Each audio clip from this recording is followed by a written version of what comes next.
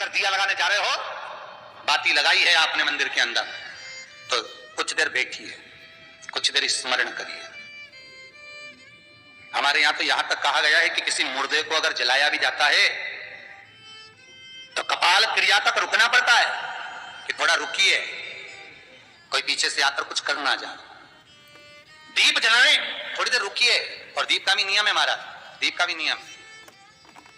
दिए में जो फूल बत्ती लगती है, गोल बत्ती लगती है, गोल वाली, ये बत्ती हमेशा कोई विष्णु भगवान की पूजन कर रहे हो, शिव जी की पूजन कर रहे हो, कोई अन्य देवता का अगर आप स्मरण कर रहे हो तो गोल बत्ती लगाई जाती है। भगवान के मंदिर में पूजन कर रहे हो तो गोल बत्ती लगाएं। लंबी बत्ती, लंबी वाली जो बत्ती होती है लक्ष्मी की पूजन में, देवी पूजन में, जितनी भी माताओं की आप पूजन करोगे, जितनी भी देवियों का आप स्मरण करोगे, उसमें लंबी बत्ती का प्रमाण है। पितरों की पूजन में लंबी बत्ती का प्रमाण है। पितरों को कभी गोल बत्ती नहीं लगती। आप मटके के पास में, परिंदे के पास में, जल के पात्र के पास में कोई भी अगर दिया लगाएंगे तो वहां गोल बत्ती रखकर लगाएंगे तो घर में लक्ष्मी नहीं टिकेगी।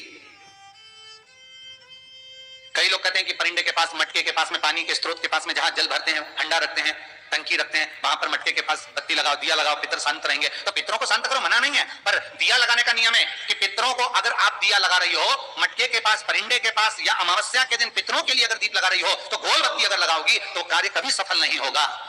घर में लक्ष्मी नहीं टिकेगी, संपदा नहीं रहेगी, घर में कोई ना कोई बीमार पड़ा ही रहेगा। धन आएगा जाएगा, टिकेगा नहीं। इसलिए पितरों के लिए अगर दिया लगाना है, पूर्वजों के लिए दिया लगाना है, पितरों के लिए अगर दीप लगाना है तो लंबी बत्ती लगाइए, लंबी बत्ती। महाराज लंबी बत्ती का प्रमाण हमारे यहां शास्त्र का, गोल बत्ती का प्रमाण। और सुंदर चरित्र कहा, यदि आपके जीवन में बहुत ज्यादा लक्ष्मी से तकलीफ है, कष्ट बहुत ज्यादा है, या संबंध खराब हो रहे हैं, बहू और बेटों के संबंध खराब हो रहे हैं, अदालत में बात चली गई कि लड़की और लड़के का तलाक होने वाला है, बहू अपने घर जाकर बैठ गई, आने को तैयार नहीं है, जमाई अपने घर रह गया, लड़की को लाने को तैयार नहीं है, सास बहू में आपस में तनमन चल रही है, प्रेम बिल्कुल नहीं है, या लक्ष्मी आती ही नहीं, बहुत कष्ट है, जमीन जायदाद पड़ी बिक नहीं रही, तो एक काम करना, इतना दुख अगर आपके जीवन में है तो कार्तिक के महीने तक रुको, और कार्तिक का महीना आए, त्रयोदशी तिथि आए, कोई सा भी हो, सोमवार, रविवार, मंगल, बुध, कोई सी भी त्रयोदशी, प्रदोष, कोई सी भी प्रदोष तिथि आए, उस दिन तुलसी की लकड़ी, पहले से तुलसी आपके घर में अगर सूखी हो, तुलसी सूख गई हो तो उसकी जो लकड़ी होती है, उस लकड़ी का 7 लकड़ी का बंडल बनाकर दीप बना लो। लकड़ी का दीप मतलब लकड़ी, पतली पतली डालियों को लेकर कच्चे सूत से उसको बांध दो और बांधकर घी में डुबक दो।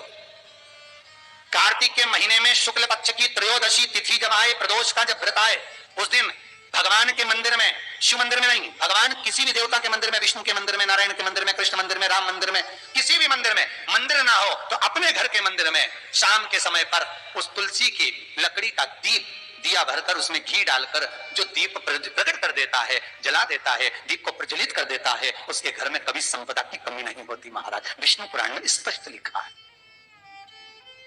इसलिए शायद कहा जाता है कि भगवान को सर्वश्रेष्ठ कौन सा चंदन अच्छा लगता है। आपको पहले भी कथा में कहा, आगरा की कथा अगर किसने सुनी होगी तो उसमें वर्णन किया, भगवान को सर्वश्रेष्ठ चंदन कौन सा, भगवान को सर्वश्रेष्ठ चंदन कौन सा प्रिय है, वो कौन सा चंदन है जो भगवान विष्णु को लगाएं, राम को लगाएं, कृष्ण को लगाएं, वो कौन सा चंदन है जो श्री हरि को लगाया जाए। तो जीते जी भगवान विष्णु एक बार गले लगाते हैं, उसको कहते हैं हरि चंदन। कौन सा चंदन है? हरि चंदन। हरि चंदन बाजार में नहीं मिलेगा, हरि चंदन आपको बनाना पड़ेगा। कैसे बनाना है? तुलसी जब सूख जाए उसकी जड़ को निकाल लिया जाए, वो जड़ को पानी में धो लिया जाए, धोने के बाद उसको सिलबट्टे पर, पत्थर पर घिसा जाए और घिसकर उसमें थोड़ा सा कुंकू, रोली डालकर तैयार कर कर जो भगवान विष्णु के मस्तक पर, कृष्ण राम के मस्तक पर लगा देते हैं और उसकी एक बिंदी अपने हृदय पे लगा लेते हैं। जीते जी भगवान एक बार उसको गले लगाते ही हैं। हरि चंदन प्रियता। जैसे शिव महापुराण में रुद्र चंदन का भाव है, शिव महापुराण में रुद्र चंदन का प्रमाण दिया जाता है। अगर आपने लिंग पुराण पढ़ी हो तो उसका 5वां स्कंद अवश्य पढ़िएगा महाराज, और शिव महापुराण अगर पढ़ रहे हो तो उसका कुमार खंड पढ़िएगा जिसमें रुद्र चंदन का प्रमाण है। रुद्र चंदन कैसा? रुद्र चंदन का प्रमाण कैसा? तो महाराज कहा चंदन घिसकर, पीला चंदन घिसकर उस चंदन को 3 मुखी रुद्राक्ष पर लपेट लिया जाता। 3 मुखी रुद्राक्ष पर उस चंदन को लपेटा जाता।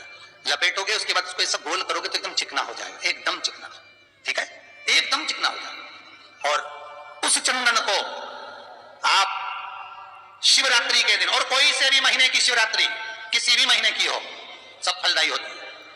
अगर आप पंचांग में देखेंगे तो शिवरात्रि लिखी हुई आती है, हर महीने शिवरात्रि पड़ती है। किसी भी महीने की शिवरात्रि पर रुद्र चंदन अर्थात जो चंदन का आपने 3 मुखी रुद्राक्ष में लेपन करा है, उसका गोला बनाया है, वो चंदन अच्छा मोटा मोटा कर लेना, अच्छा बढ़िया, ऐसा नहीं थोड़ा बहुत ही लगा, पूरा रुद्राक्ष दिखना नहीं चाहिए, पूरा लपेट कर उसको शंकर के शिवलिंग पर ले जाकर रख दीजिए और फिर धीरे धीरे शंकर भगवान पर जल अभिषेक करना प्रारंभ कर दीजिए। वो चंदन पूरा धीरे धीरे शंकर के शिवलिंग पर डलना चाहिए। शंकर के मूल मंत्र श्री शिवाय नमस्तुभ्यम का जाप करिए। यह कहलाता है रुद्र चंदन। इस चंदन के अभिषेक से महाराज जो काम नहीं होता आप कर कर उस कार्य को प्राप्त कर सकते हो, सिद्ध कर सकते हो।